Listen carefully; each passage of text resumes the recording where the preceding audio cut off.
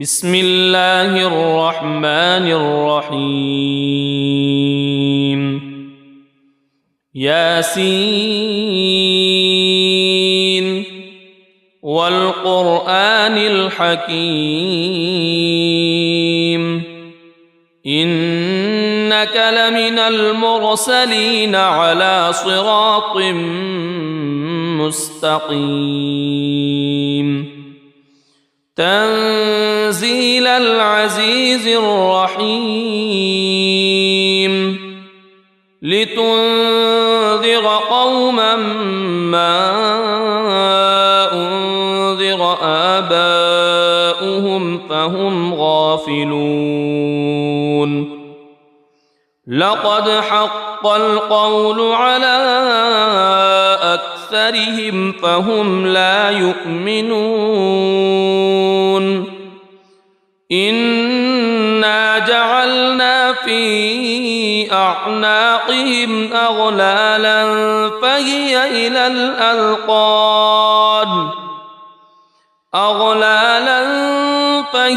إلى الأذقان فهم مقمحون وجعلنا من بين أيديهم سدا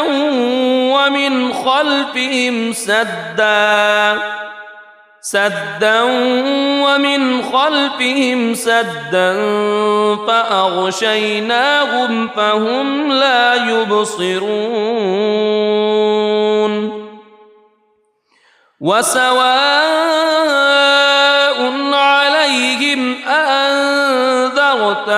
أم لم تنذرهم لا يؤمنون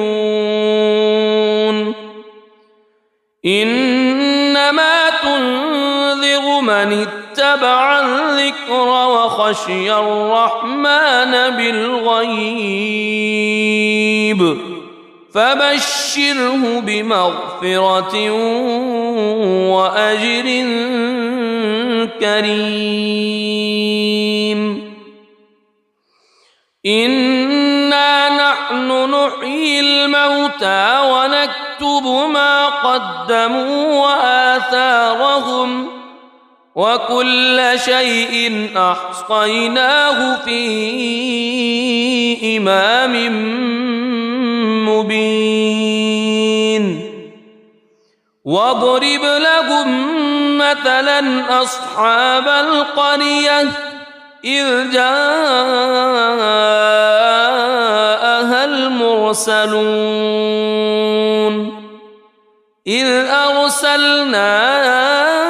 إليهم اثنين فكذبوهما فعززنا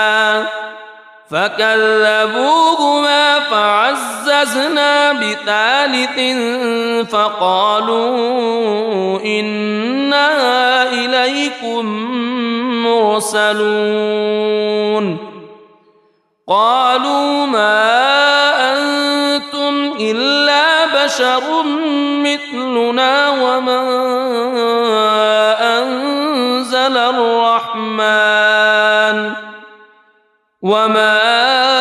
أنزل الرحمن من شيء إن أنتم إلا تكذبون قالوا ربنا يعلم إنا إليكم لمرسلون وما علينا إلا البلاغ المبين قالوا إنا تطيرنا بكم لئن لم تنتهوا لنرجمنكم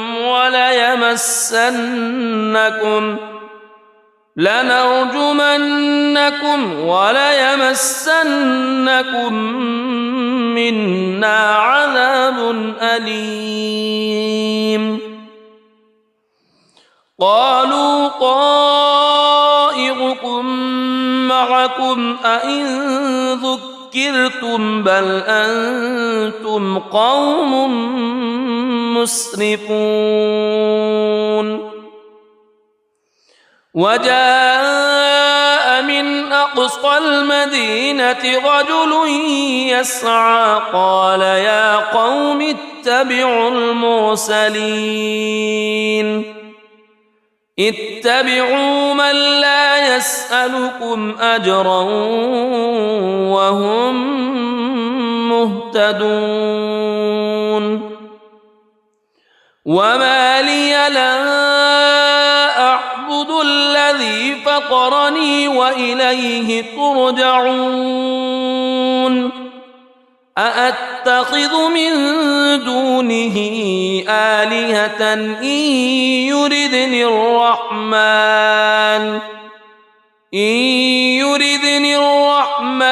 بضر لا تغن عني شفاعتهم شيئا ولا ينقذون إني إذا لفي ضلال مبين إني آمنت بربكم فاسمعون قيل ادخل الجنة قال يا ليت قومي يعلمون بما غفر لي ربي وجعلني من المكرمين وما أنزلنا على قومه من بعده من جند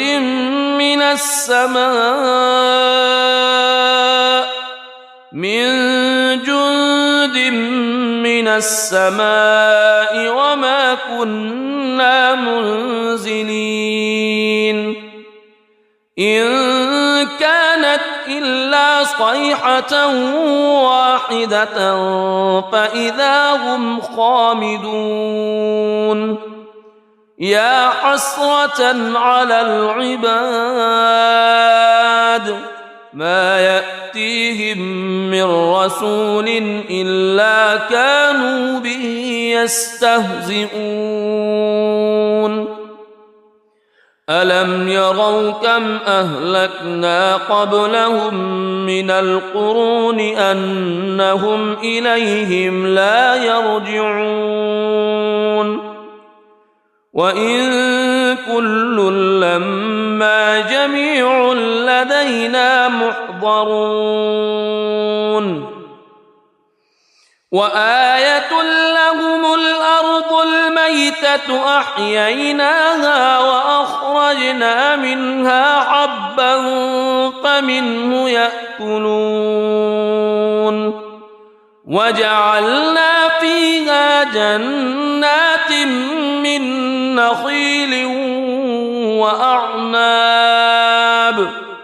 من نخيل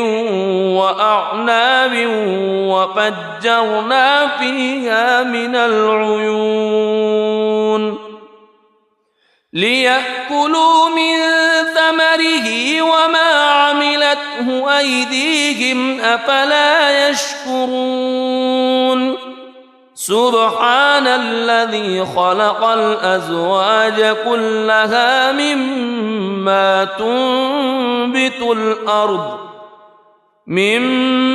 تنبت الأرض ومن أنفسهم ومما لا يعلمون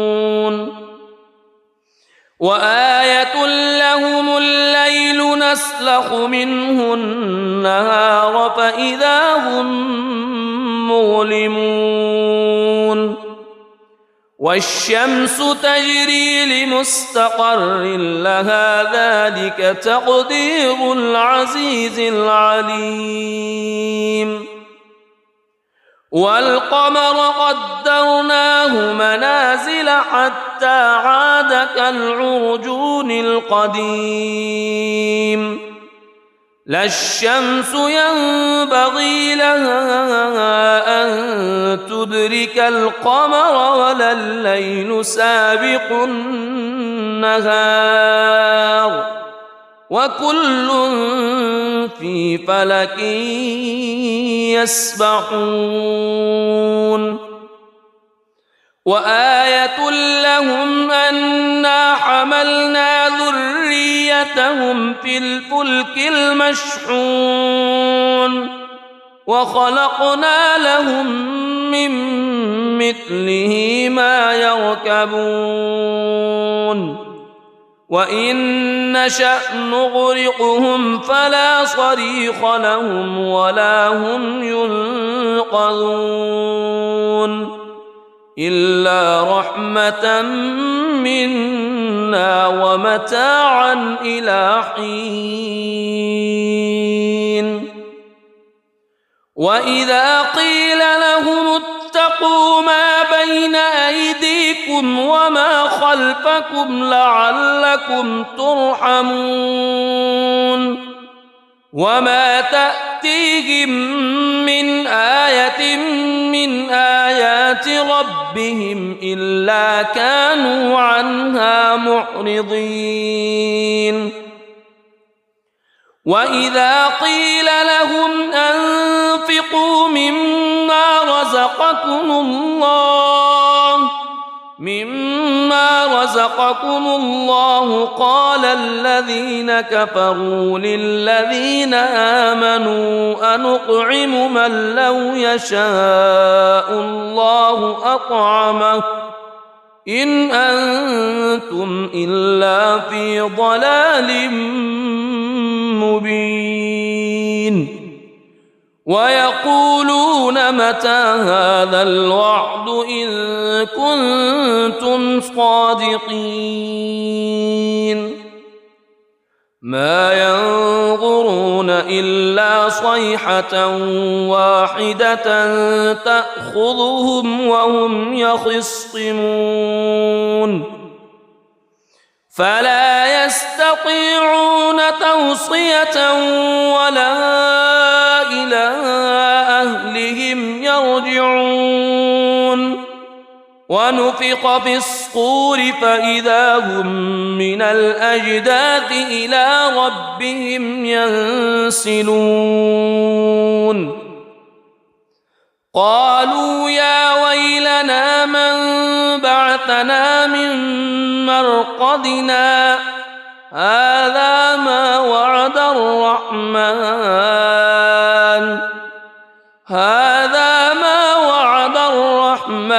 وصدق المرسلون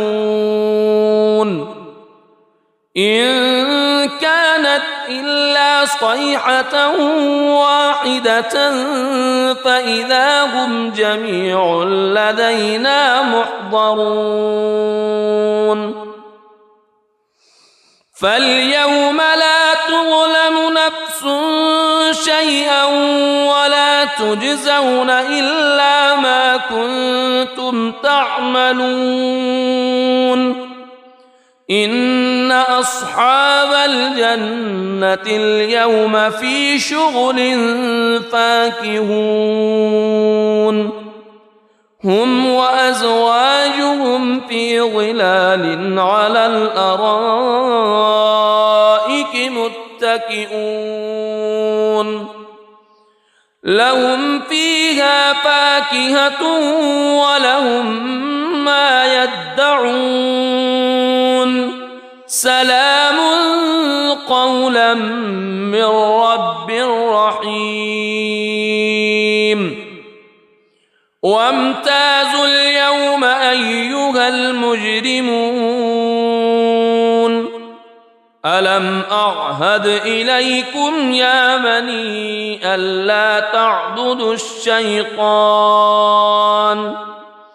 ألم أعهد إليكم يا بني آدم ألا تعبدوا الشيطان إنه لكم عدو مبين وأن اعبدوني هذا صراط مستقيم ولقد أضل منكم جبلا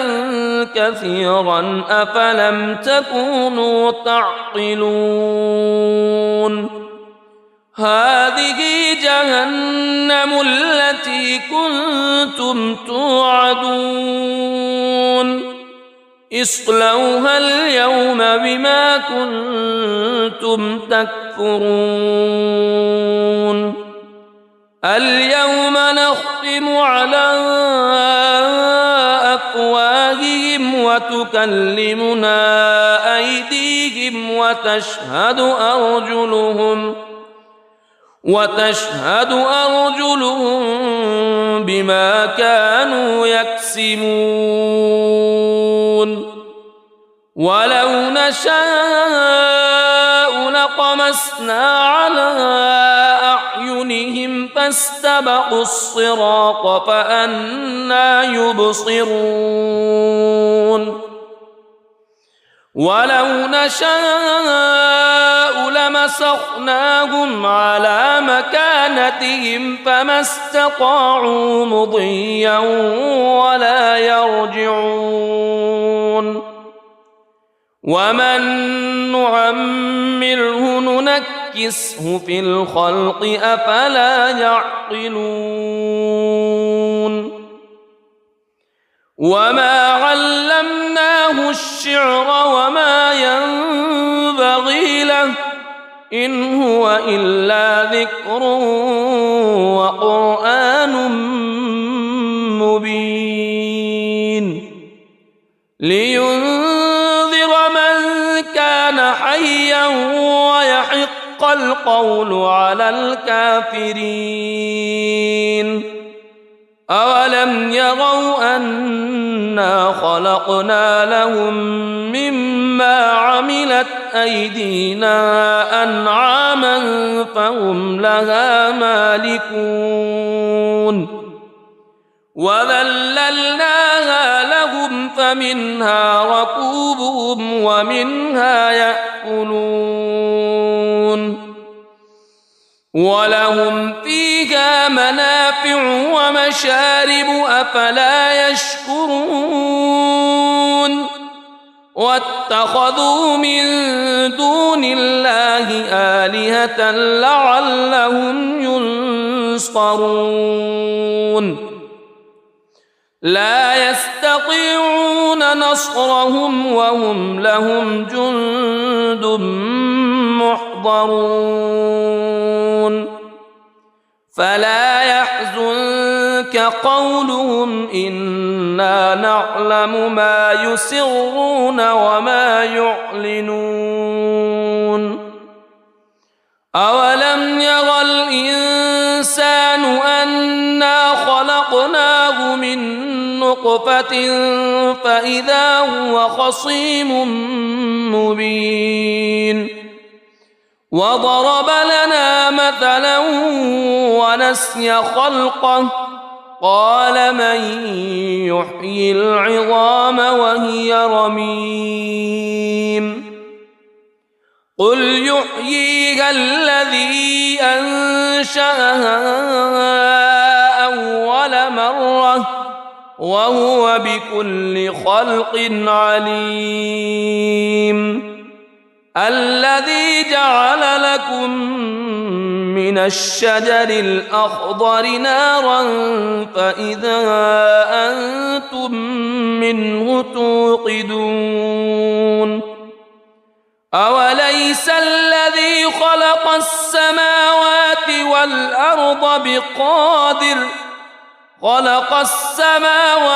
والأرض بقادر على أن يخلق مثلهم بلى وهو الخلاق العليم إنما أمره إذا أراد شيئا أن يقول له كن فيكون فسبحان الذي بيده ملكوت كل شيء وإليه ترجعون بسم الله الرحمن الرحيم الرحمن علم القرآن خلق الإنسان علمه البيان الشمس والقمر بحسبان والنجم والشجر يسجدان والسماء رفعها ووضع الميزان ألا تطغوا في الميزان وأقيموا الوزن بالقسط ولا تخسروا الميزان والأرض وضعها للأنام فيها فاكهة والنخل ذات الأكمام والحب ذو العصف والريحان فبأي آلاء ربكما تكذبان خلق الإنسان من صلصال كالفخار وخلق الجان من مارج من نار فبأي آلاء ربكما تكذبان رب المشرقين ورب المغربين فبأي آلاء ربكما تكذبان مرج البحرين يلتقيان بينهما برزخ لا يبغيان فبأي آلاء ربكما تكذبان يخرج منهما اللؤلؤ والمرجان فبأي آلاء ربكما تكذبان وله الجوار المنشآت في البحر كالأعلام فبأي آلاء ربكما تكذبان كل من عليها فان ويبقى وجه ربك ذو الجلال والإكرام فبأي آلاء ربكما تكذبان يسأله من في السماوات والأرض كل يوم هو في شأن فبأي آلاء ربكما تكذبان سنفرغ لكم أيها الثقلان فبأي آلاء ربكما تكذبان يا معشر الجن والإنس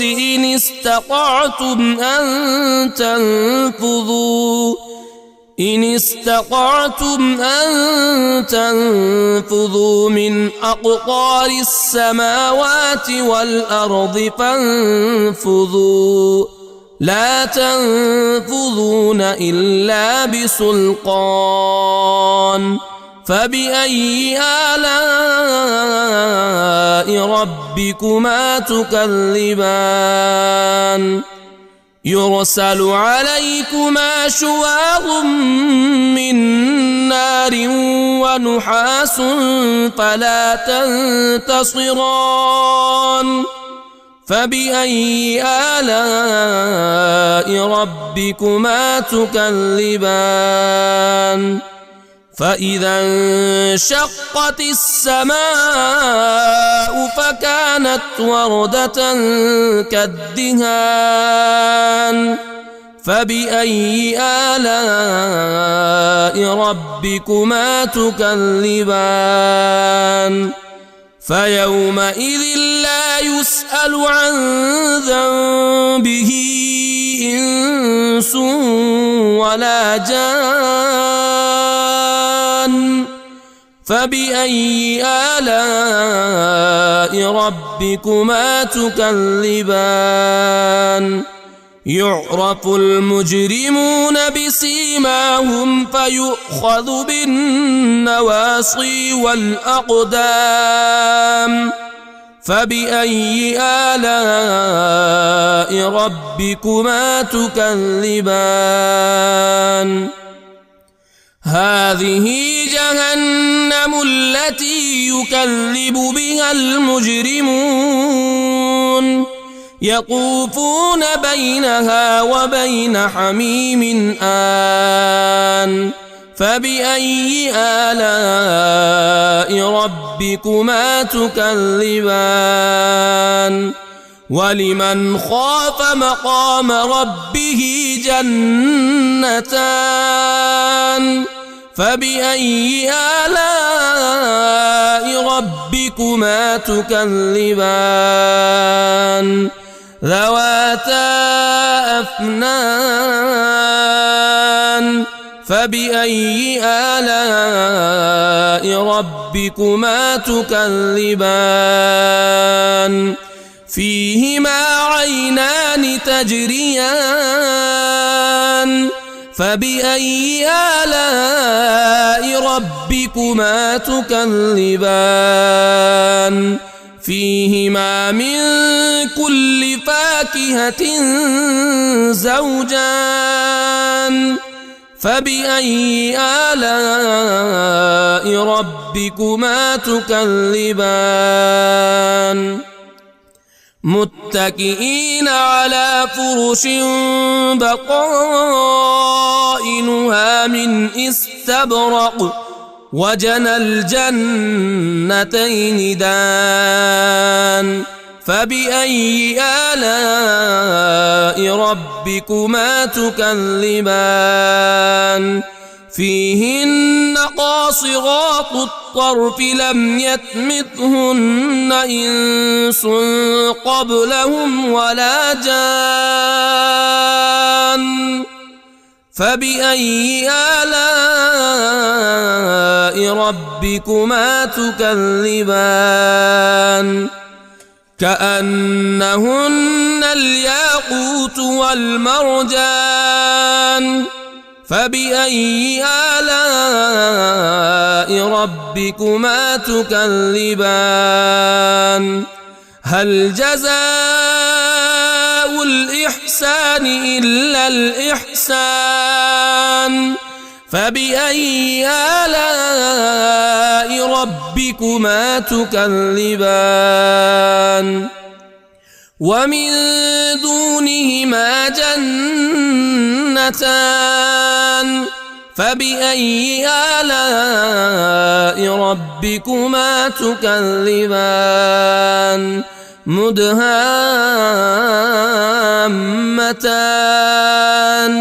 فبأي آلاء ربكما تكذبان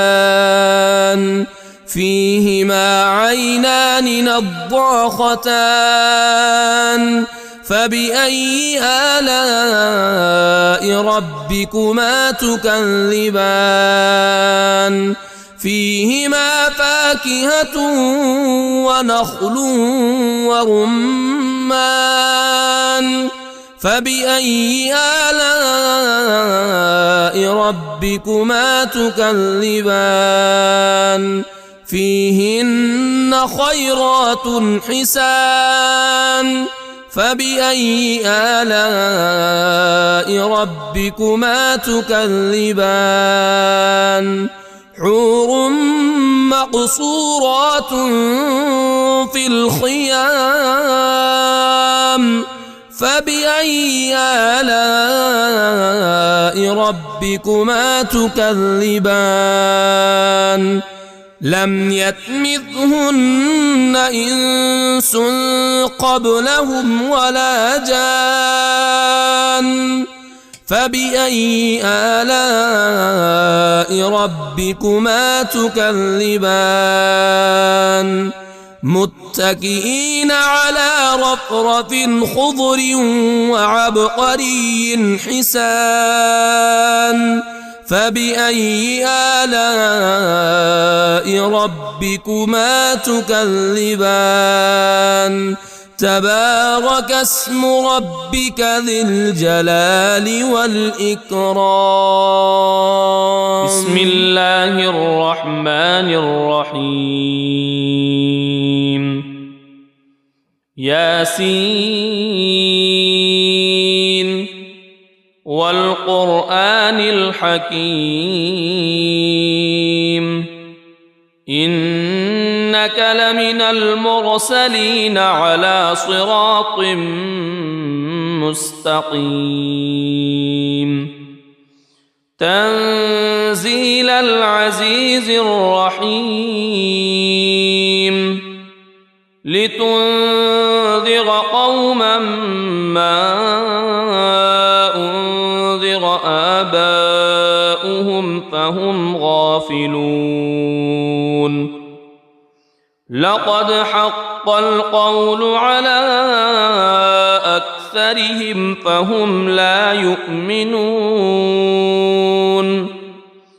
إنا جعلنا في أعناقهم أغلالا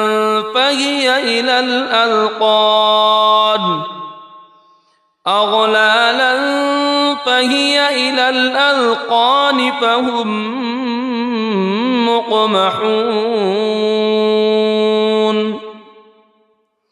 وجعلنا من بين أيديهم سدا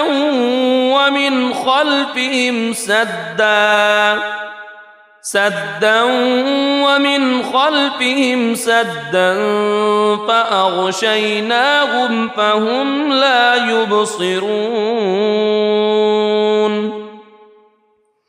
وسواء عليهم أأنذرتهم أم لم تنذرهم لا يؤمنون إنما تنذر من اتبع الذكر وخشي الرحمن بالغيب فبشره بمغفرة وأجر كريم إنا نحن نحيي الموتى ونكتب ما قدموا وآثارهم وكل شيء أحصيناه في إمام مبين واضرب لهم مثلا أصحاب القرية إذ جاءها المرسلون إذ أرسلنا إليهم اثنين فكذبوهما فعززنا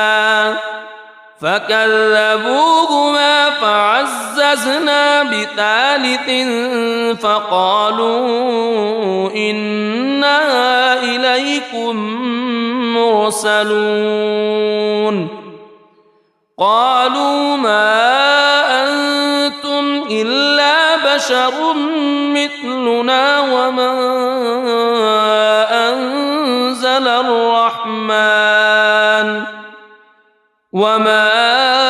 أنزل الرحمن من شيء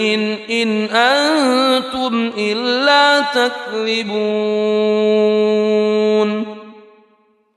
قالوا ربنا يعلم إنا إليكم لمرسلون وما علينا إلا البلاغ المبين قالوا إنا تطيرنا بكم لئن لم تنتهوا لنرجمنكم وليمسنكم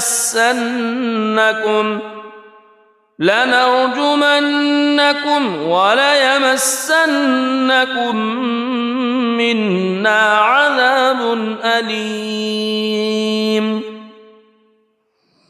قالوا طائركم معكم أئن ذكرتم بل أنتم قوم مسرفون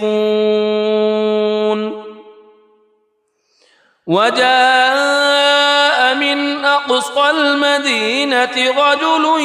يسعى قال يا قوم اتبعوا المرسلين اتبعوا من لا يسألكم أجرا وهم مهتدون وما لي لا أعبد الذي فطرني وإليه ترجعون أأتخذ من دونه آلهة إن يردني الرحمن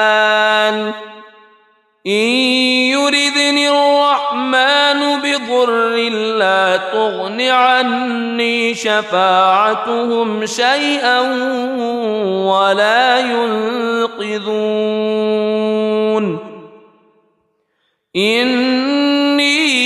إذا لفي ضلال مبين إني آمنت بربكم فاسمعون قيل ادخل الجنة قال يا ليت قومي يعلمون بما غفر لي ربي وجعلني من المكرمين وما أنزلنا على قومه من بعده من جند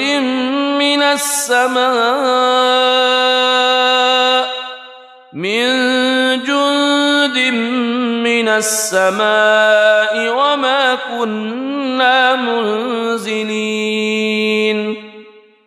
إن كانت إلا صيحة واحدة فإذا هم خامدون يا حسرة على العباد ما يأتيهم من رسول إلا كانوا به يستهزئون ألم يروا كم أهلكنا قبلهم من القرون أنهم إليهم لا يرجعون وإن كل لما جميع لدينا محضرون وآية لهم الأرض الميتة أحييناها وأخرجنا منها حبا فمنه يأكلون وجعلنا فيها جنات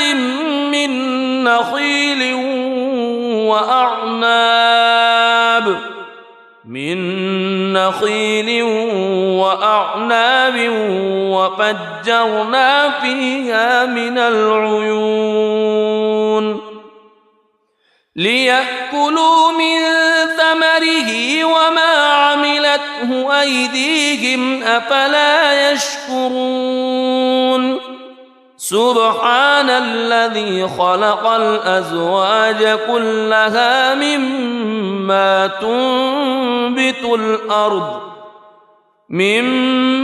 تنبت الأرض ومن أنفسهم ومما لا يعلمون وآية لهم الليل نسلخ منه النهار فإذا هم مظلمون والشمس تجري لمستقر لها ذلك تقدير العزيز العليم والقمر قدرناه منازل حتى عاد كالعرجون القديم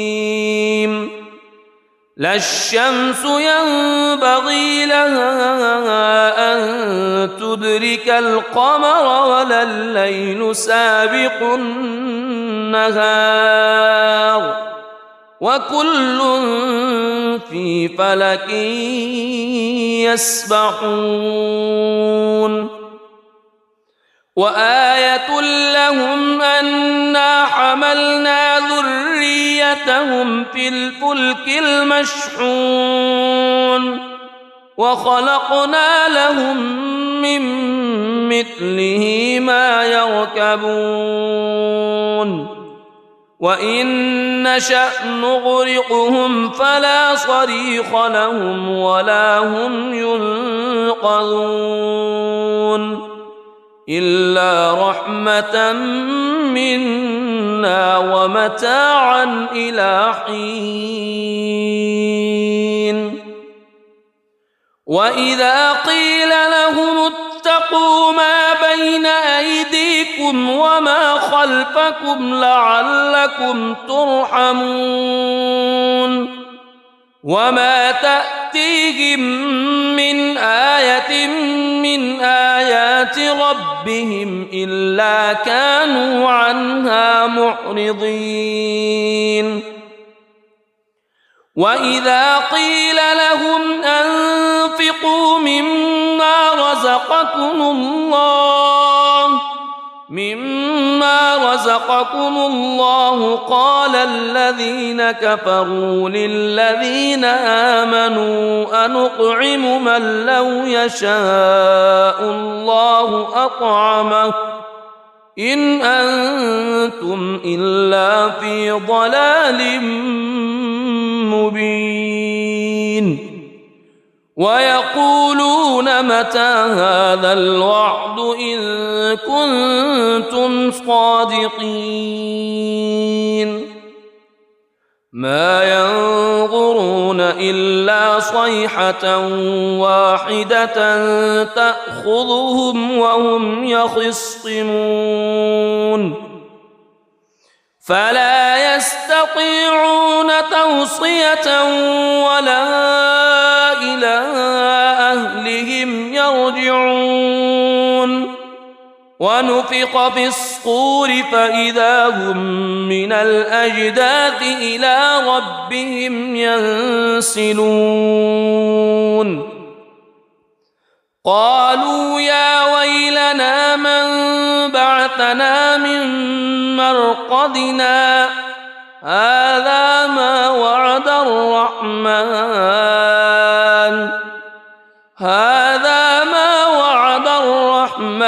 وصدق المرسلون إن كانت إلا صيحة واحدة فإذا هم جميع لدينا محضرون فاليوم لا تظلم نفس شيئا ولا تجزون إلا ما كنتم تعملون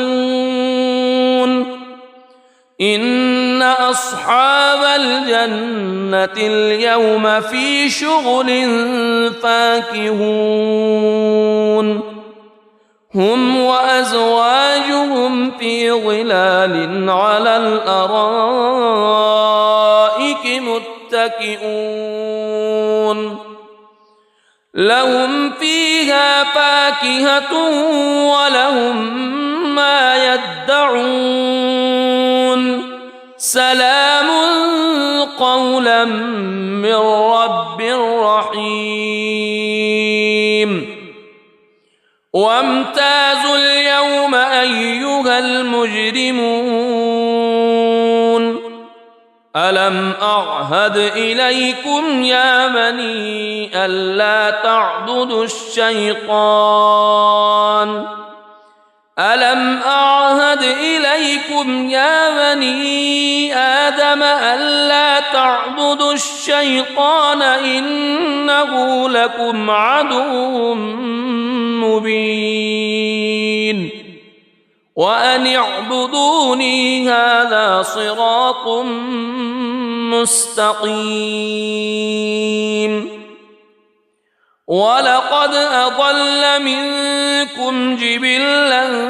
كثيرا أفلم تكونوا تعقلون هذه جهنم التي كنتم توعدون اصلوها اليوم بما كنتم تكفرون اليوم نختم على أفواههم وتكلمنا أيديهم وتشهد أرجلهم بما كانوا يكسبون ولو نشاء لطمسنا على أعينهم فاستبقوا الصراط فأنى يبصرون ولو نشاء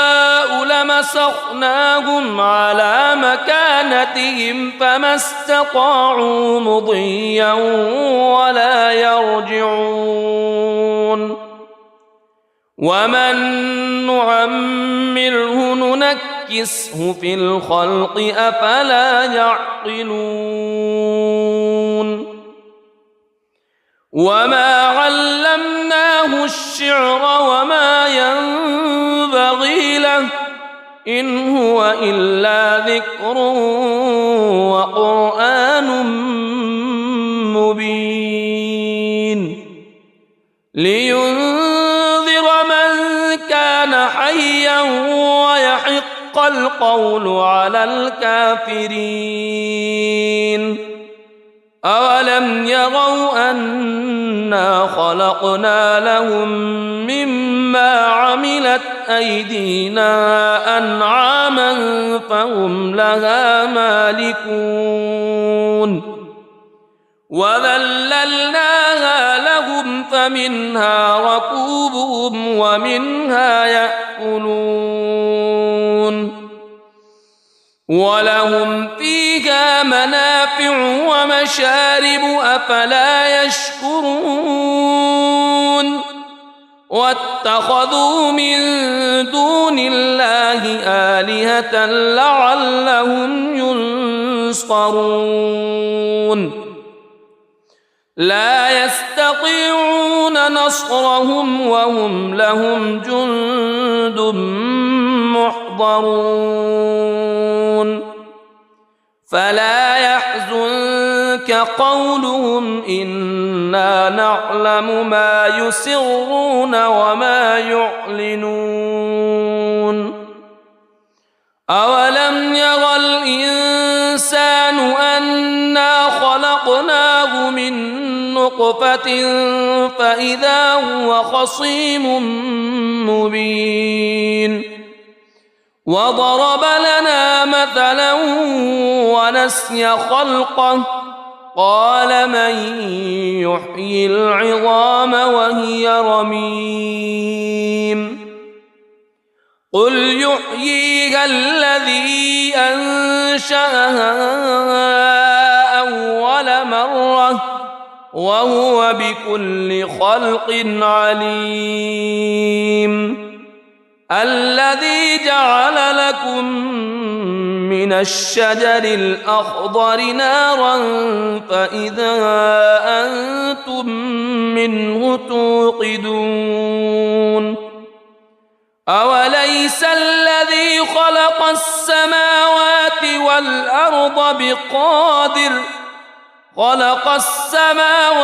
والأرض بقادر على أن يخلق مثلهم بلى وهو الخلاق العليم إنما أمره إذا أراد شيئا أن يقول له كن فيكون فسبحان الذي بيده ملكوت كل شيء وإليه ترجعون. بسم الله الرحمن الرحيم. الرحمن علم القرآن خلق الإنسان علمه البيان. الشمس والقمر بحسبان والنجم والشجر يسجدان. والسماء رفعها ووضع الميزان ألا تطغوا في الميزان وأقيموا الوزن بالقسط ولا تخسروا الميزان. والأرض وضعها للأنام فيها فاكهة والنخل ذات الأكمام والحب ذو العصف والريحان. فبأي آلاء ربكما تكذبان؟ خلق الإنسان من صلصال كالفخار وخلق الجان من مارج من نار. فبأي آلاء ربكما تكذبان؟ رب المشرقين ورب المغربين. فبأي آلاء ربكما تكذبان؟ مرج البحرين يلتقيان بينهما برزخ لا يبغيان. فبأي آلاء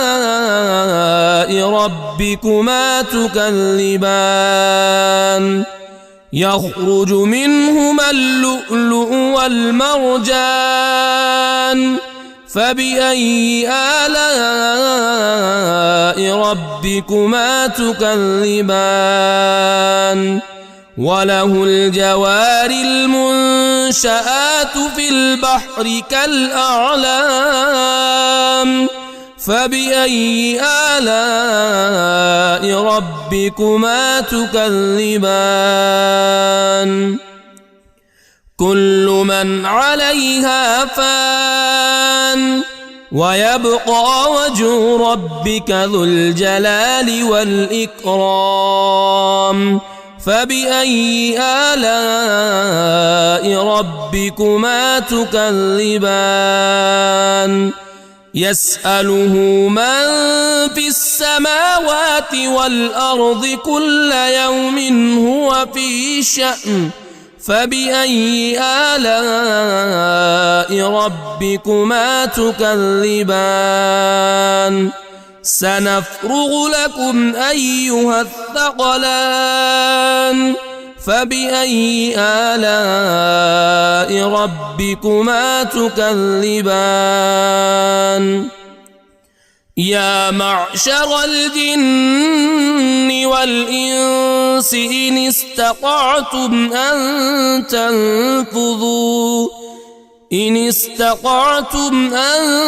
تنفذوا من أقطار السماوات والأرض فانفذوا لا تنفذون إلا بسلطان. فبأي آلاء ربكما تكذبان؟ يرسل عليكما شواظ من نار ونحاس فلا تنتصران. فبأي آلاء ربكما تكذبان فإذا انشقت السماء فكانت وردة كالدهان فبأي آلاء ربكما تكذبان فيومئذ لا يسأل عن ذنبه إنس ولا جان فبأي آلاء ربكما تكذبان يعرف المجرمون بسيماهم فيؤخذ بالنواصي والأقدام فبأي آلاء ربكما تكذبان هذه جهنم التي يكذب بها المجرمون يطوفون بينها وبين حميم آن فبأي آلاء ربكما تكذبان ولمن خاف مقام ربه جنتان فبأي آلاء ربكما تكذبان ذواتا أفنان فبأي آلاء ربكما تكذبان فيهما عينان تجريان فبأي آلاء ربكما تكذبان فيهما من كل فاكهة زوجان فبأي آلاء ربكما تكذبان متكئين على فرش بطائنها من استبرق وجنى الجنتين دان فبأي آلاء ربكما تكذبان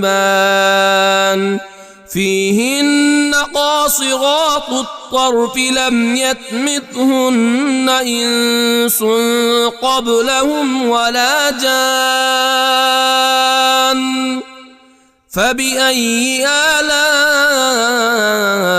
ربكما تكذبان كأنهن الياقوت والمرجان فبأي آلاء ربكما تكذبان هل جزاء الإحسان إلا الإحسان فبأي آلاء ربكما تكذبان ومن دونهما جنتان فبأي آلاء ربكما تكذبان مدهامتان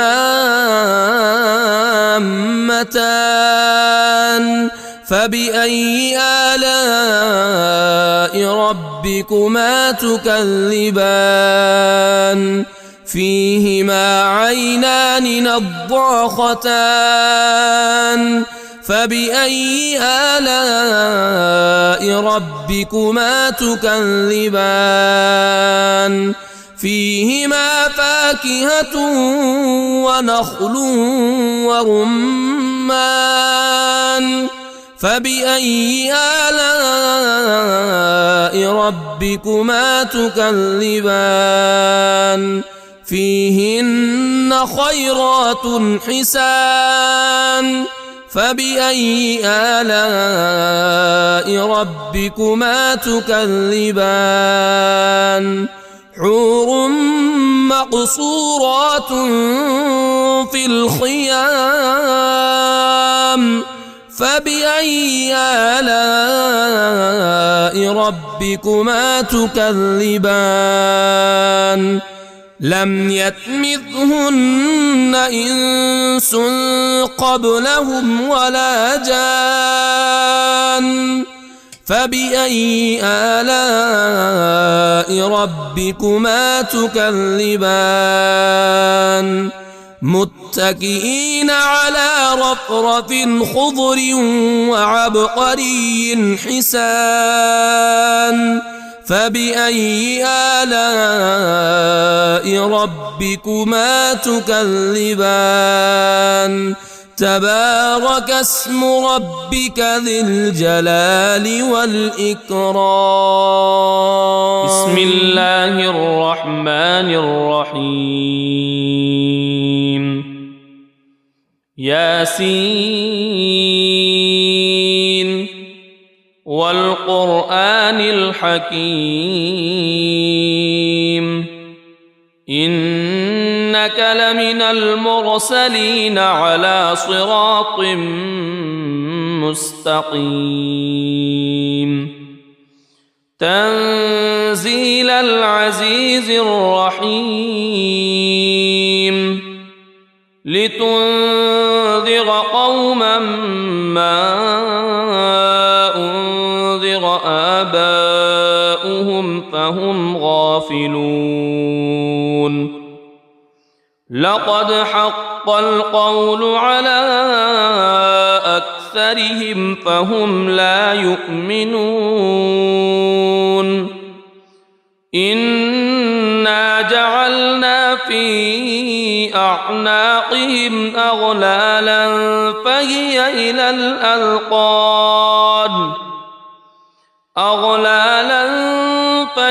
إلى الأذقان فهم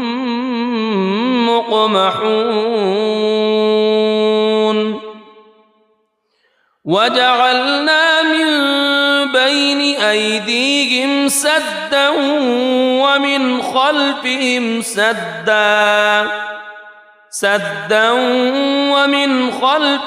سدا فأغشيناهم فهم لا يبصرون وسواء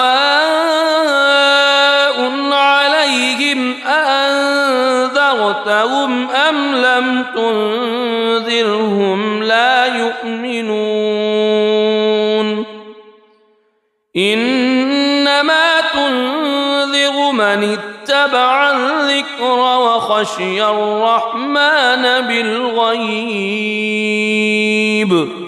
فبشره بمغفرة وأجر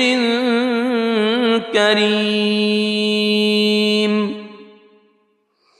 إنا نحن نحيي الموتى ونكتب ما قدموا وآثارهم وكل شيء أحصيناه في إمام مبين واضرب لهم مثلا أصحاب القرية إذ جاءها المرسلون إذ أرسلنا إليهم اثنين فكذبوهما فعززنا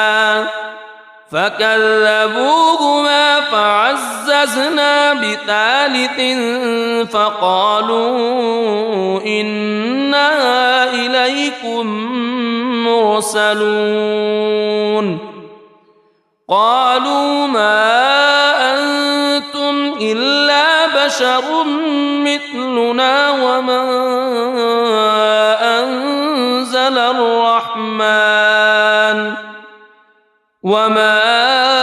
أنزل الرحمن من شيء إن أنتم إلا تكذبون قالوا ربنا يعلم إنا إليكم لمرسلون وما علينا إلا البلاغ المبين قالوا إنا تطيرنا بكم لئن لم تنتهوا لنرجمنكم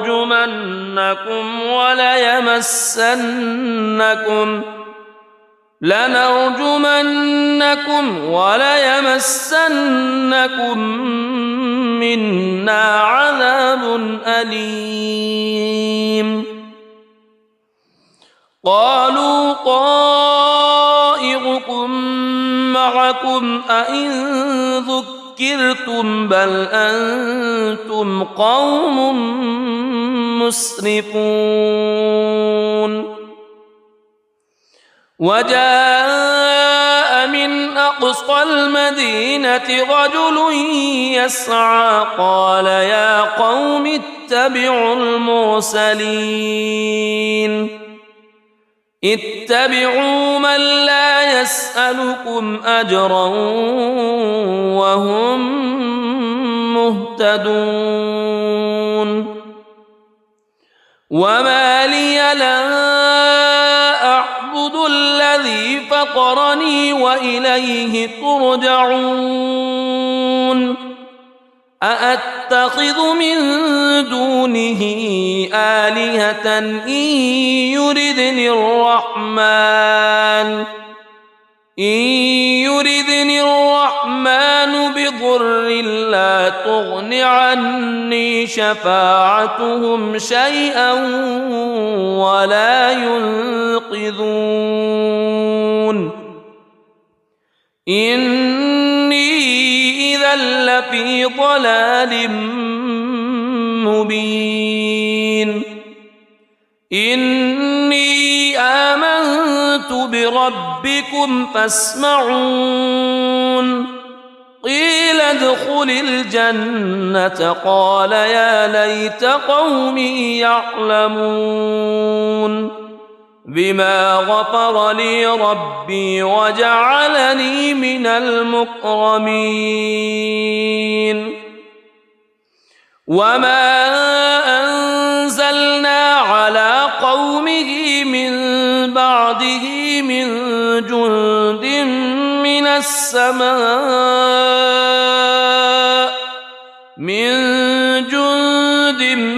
من السماء وما كنا منزلين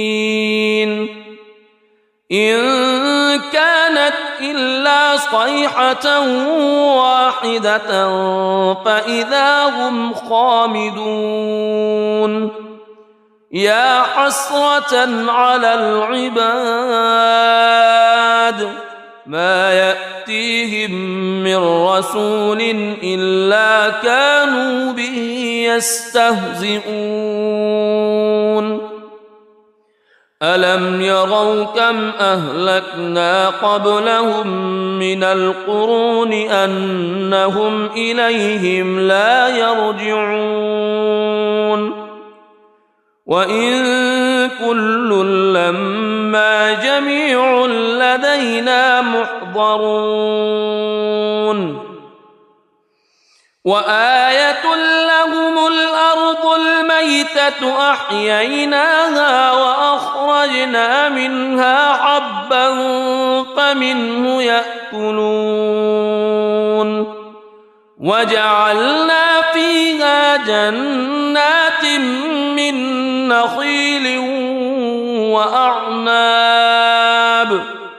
من نخيل وأعناب وفجرنا فيها من العيون ليأكلوا من ثمره وما عملته أيديهم أفلا يشكرون سبحان الذي خلق الأزواج كلها مما تنبت الأرض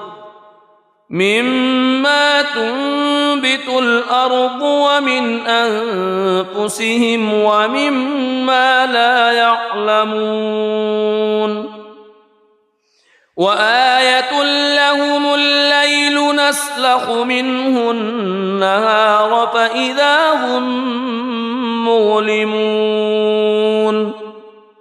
والشمس تجري لمستقر لها ذلك تقدير العزيز العليم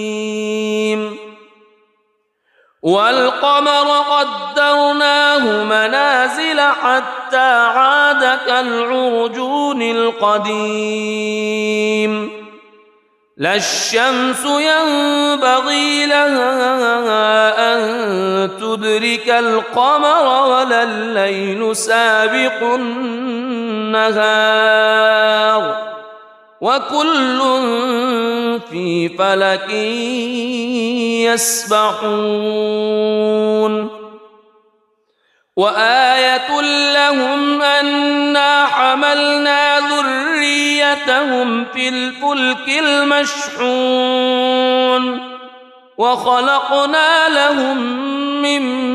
مثله ما يركبون وإن نشأ نغرقهم فلا صريخ لهم ولا هم ينقذون إلا رحمة منا ومتاعا إلى حين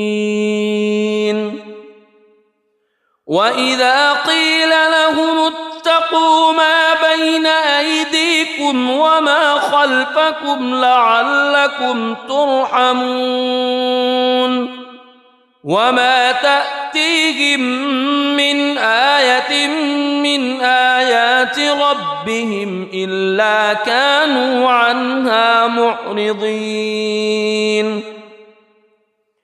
وإذا قيل لهم أنفقوا مما رزقكم الله قال الذين كفروا للذين آمنوا أنطعم من لو يشاء الله أطعمه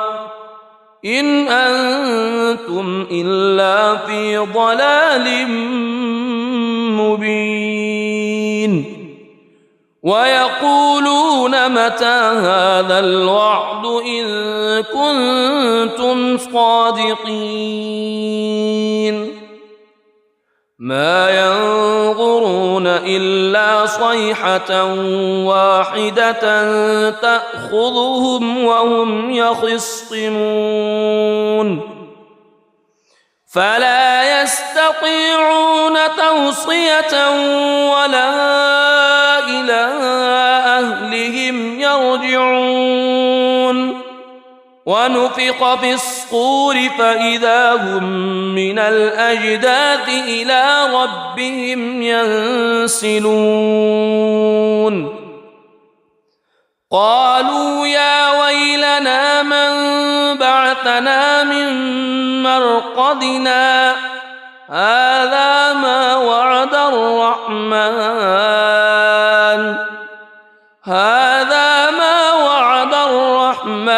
وصدق المرسلون إن كانت إلا صيحة واحدة فإذا هم جميع لدينا محضرون فاليوم لا تظلم نفس شيئا ولا تجزون إلا ما كنتم تعملون إن أصحاب الجنة اليوم في شغل فاكهون هم وأزواجهم في ظلال على الأرائك متكئون لهم فيها فاكهة ولهم ما يدعون سلام قولا من رب رحيم وامتازوا اليوم أيها المجرمون ألم أعهد إليكم يا بني ألا تعبدوا الشيطان ألم أعهد إليكم يا بني آدم ألا تعبدوا الشيطان إنه لكم عدو مبين وأن اعبدوني هذا صراط مستقيم ولقد أضل منكم جبلا كثيرا أفلم تكونوا تعقلون هذه جهنم التي كنتم توعدون اصلوها اليوم بما كنتم تكفرون اليوم نختم على أفواههم وتكلمنا أيديهم وتشهد أرجلهم بما كانوا يكسبون ولو نشاء لطمسنا على أعينهم فاستبقوا الصراط فأنى يبصرون ولو نشاء لمسخناهم على مكانتهم فما استطاعوا مضيا ولا يرجعون ومن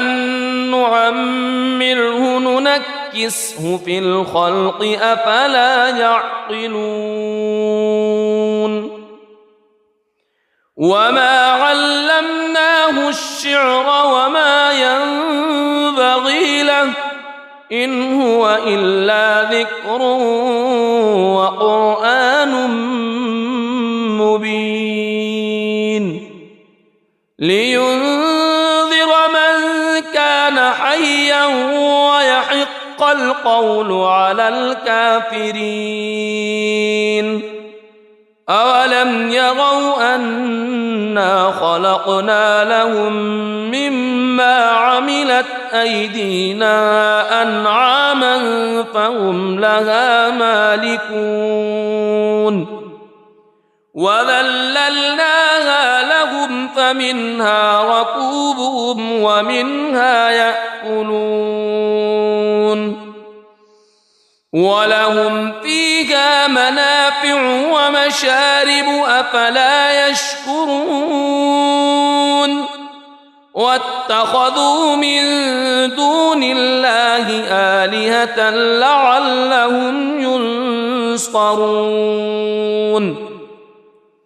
لا يستطيعون نصرهم وهم لهم جند محضرون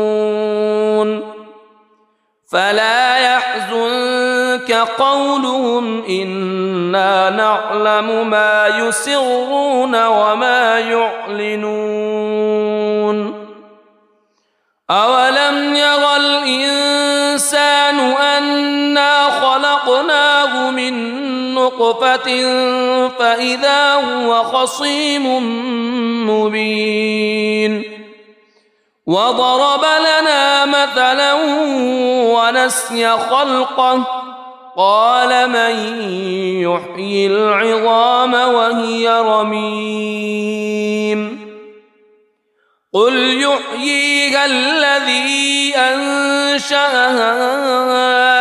أول مرة وهو بكل خلق عليم الذي جعل لكم من الشجر الأخضر نارا فإذا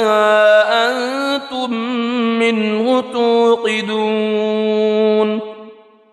أوليس الذي خلق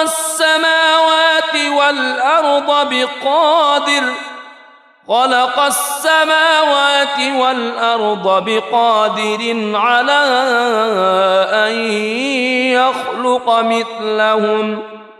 بلى وهو الخلاق العليم إنما أمره إذا أراد شيئا أن يقول له كن فيكون فسبحان الذي بيده ملكوت كل شيء وإليه ترجعون. بسم الله الرحمن الرحيم. الرحمن علم القرآن خلق الإنسان علمه البيان الشمس والقمر بحسبان والنجم والشجر يسجدان والسماء رفعها ووضع الميزان ألا تطغوا في الميزان وأقيموا الوزن بالقسط ولا تخسروا الميزان والأرض وضعها للأنام فيها فاكهة والنخل ذات الأكمام والحب ذو العصف والريحان فبأي آلاء ربكما تكذبان خلق الإنسان من صلصال كالفخار وخلق الجان من مارج من نار فبأي آلاء ربكما تكذبان رب المشرقين ورب المغربين فبأي آلاء ربكما تكذبان مرج البحرين يلتقيان بينهما برزخ لا يبغيان فبأي آلاء ربكما تكذبان يخرج منهما اللؤلؤ والمرجان فبأي آلاء ربكما تكذبان وله الجوار المنشآت في البحر كالأعلام فبأي آلاء ربكما تكذبان كل من عليها فان ويبقى وجه ربك ذو الجلال والإكرام فبأي آلاء ربكما تكذبان يسأله من في السماوات والأرض كل يوم هو في شأن فبأي آلاء ربكما تكذبان سنفرغ لكم أيها الثقلان فبأي آلاء ربكما تكذبان يا معشر الجن والإنس إن استطعتم أن إن استطعتم أن تنفذوا من أقطار السماوات والأرض فانفذوا لا تنفذون إلا بسلطان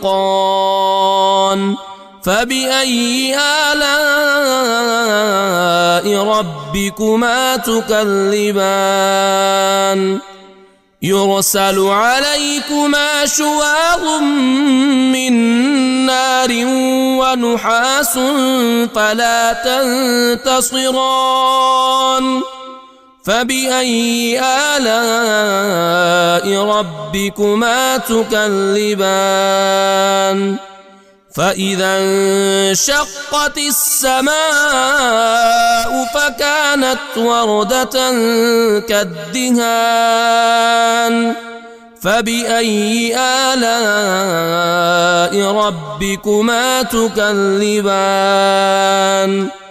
فيومئذ لا يسأل عن ذنبه إنس ولا جان فبأي آلاء ربكما تكذبان يعرف المجرمون بسيماهم فيؤخذ بالنواصي والأقدام فبأي آلاء ربكما تكذبان هذه جهنم التي يكذب بها المجرمون يطوفون بينها وبين حميم آن فبأي آلاء ربكما تكذبان ولمن خاف مقام ربه جنتان فبأي آلاء ربكما تكذبان ذواتا أفنان فبأي آلاء ربكما تكذبان فيهما عينان تجريان فبأي آلاء ربكما تكذبان فيهما من كل فاكهة زوجان فبأي آلاء ربكما تكذبان متكئين على فرش بطائنها من استبرق وجنى الجنتين دان فبأي آلاء ربكما تكذبان فيهن قاصرات الطرف لم يطمثهن إنس قبلهم ولا جان فبأي آلاء ربكما تكذبان كأنهن الياقوت والمرجان فبأي آلاء ربكما تكذبان هل جزاء الإحسان إلا الإحسان فبأي آلاء ربكما تكذبان ومن دونهما جنتان فبأي آلاء ربكما تكذبان مدهامتان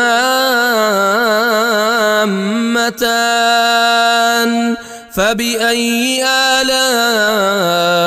ربكما تكذبان فيهما عينان نضاختان فبأي آلاء ربكما تكذبان فيهما فاكهة ونخل ورمان فبأي آلاء ربكما تكذبان فيهن خيرات حسان فبأي آلاء ربكما تكذبان حور مقصورات في الخيام فبأي آلاء ربكما تكذبان لم يطمثهن إنس قبلهم ولا جان فبأي آلاء ربكما تكذبان متكئين على رفرف خضر وعبقري حسان فبأي آلاء ربكما تكذبان تبارك اسم ربك ذي الجلال والإكرام.